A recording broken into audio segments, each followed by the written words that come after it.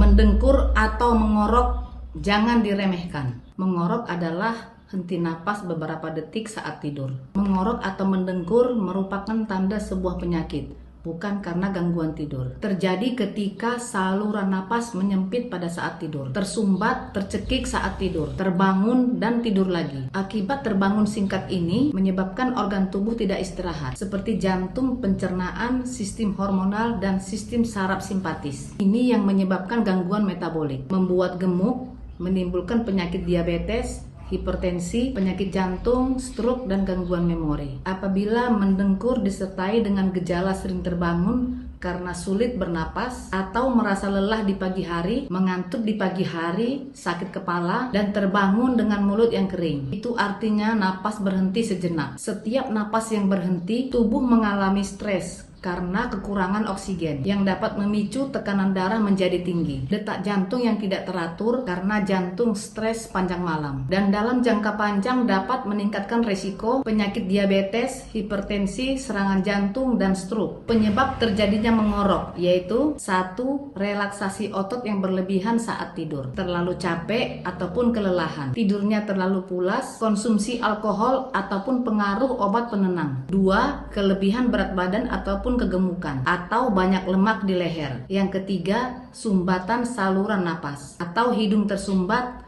ataupun amandel yang membesar, alergi tertentu, ataupun karena posisi tidur terlentang. Cara pencegahannya yaitu 1.